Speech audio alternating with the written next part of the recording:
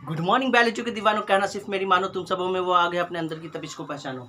आज हम लोग का टॉपिक है थ्री किंगडम क्लासिफिकेशन। हम लोगों ने टू किंगडम क्लासिफिकेशन पढ़ लिया। टू किंगडम क्लासिफिकेशन में हम लोगों ने क्या पढ़ा कि कैरोलस लिनियस ने टू किंगडम क्लासिफिकेशन दिया, मतलब कि इकोसिस्टम के हर चीज़ को उन्होंने डिवाइड कर दिया प्लांट की तरफ और हर चीज़ को डिवाइड कर दिया एनिमल की तरफ। मतलब कि इकोसिस्टम की हर चीज़ को उन्होंने दो सेक्शन में रखा। प्लांट में रखा जिसको प्लांटी के नाम से जानते हैं, और एनिमल को एनिमल में रखा जिसको हम लोग एनिमेलिया के नाम से जानते हैं।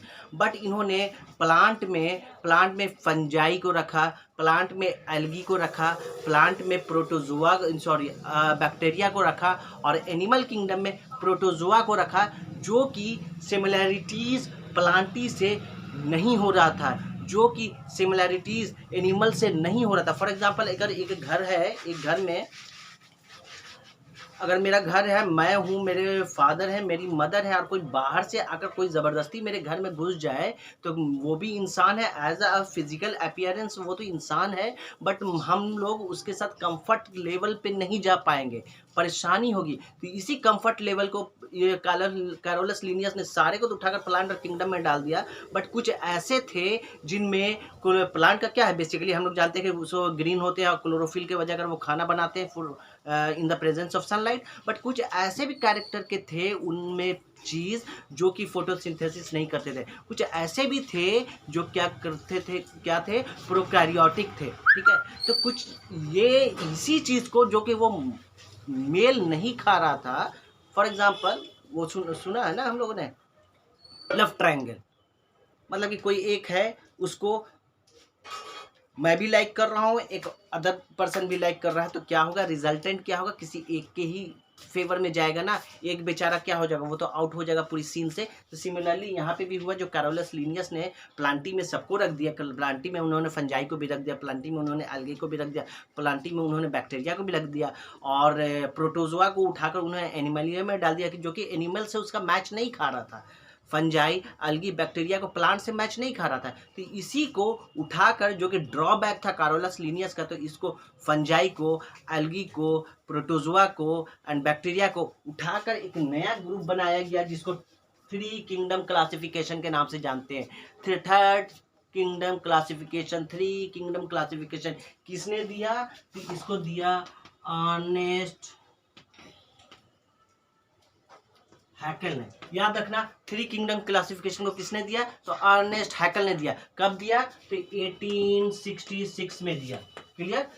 कब दिया? 1866 में दिया। इसमें इन्होंने क्या देखा? इन्होंने देखा कि क्या है, इसका एग्जाम्पल क्या था सबसे बड़ा। थर्ड किंगडम क्लासिफिकेशन में किसको रखा गया? तो प्रोटिस्टा को रखा गया। मतलब टू किंगडम क्लासिफिकेशन में हमने पढ़ा प्लांटी और एनिमेलिया।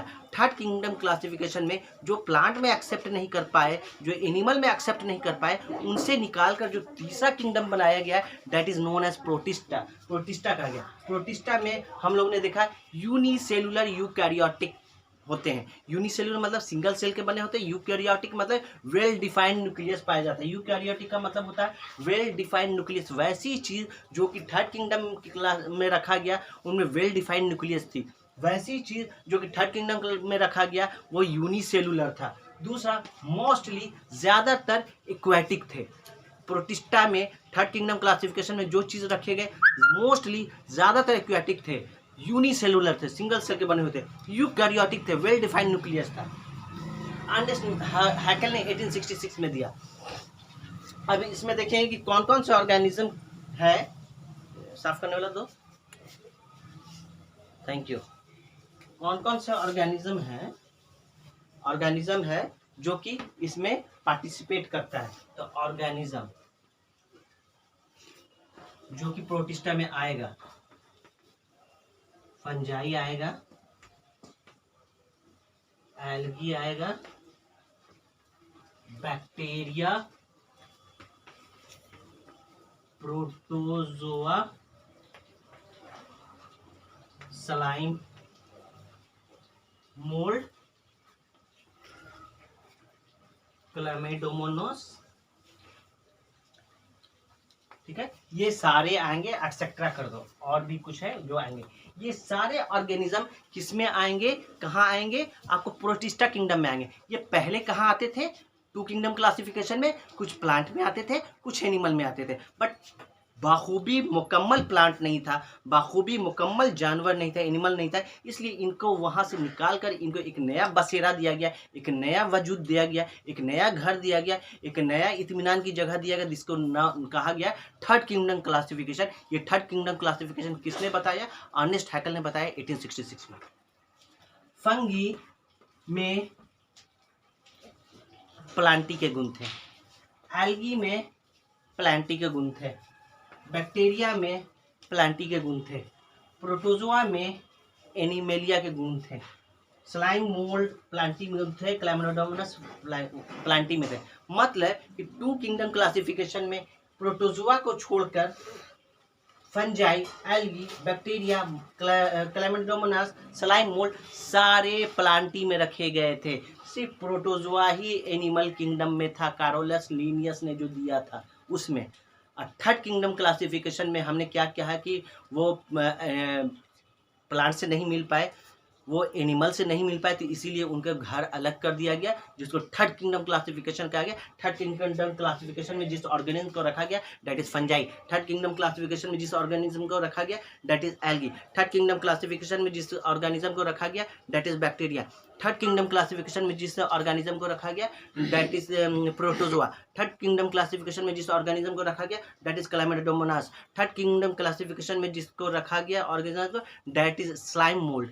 ये सारे रखे गए, सिर्फ प्रोटोजोआ एनिमल किंगडम से आ गया प्रोटिस्टा में, और ये सारे fungi, algae, bacteria, slime mould, Chlamydomonas, Chlorella, ये सारे को सारे प्लांटी किंगडम से आ गया कहाँ? प्रोटिस्टा में। तो ये प्रोटिस्टा के सारे मेंबर हो गए। तो मोटा मोटा चीज़ समझ गया कि थर्ड किंगडम क्लासिफिकेशन किसने दिया? अर्नेस्ट हैकल ने दिया। कब दिया? 1866 में दिया।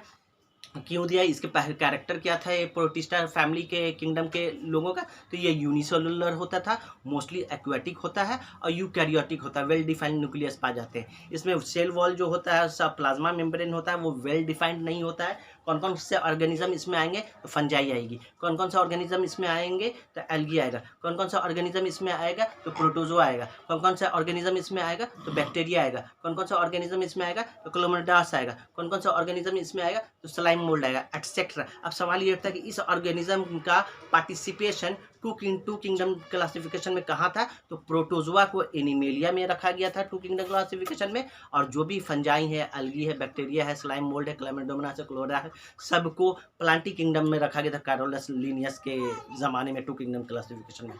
होप कि समझ में आया होगा। समझ में आया तो लाइक कीजिए, सब्सक्राइब कीजिए, शेयर कीजिए। Thank you so much.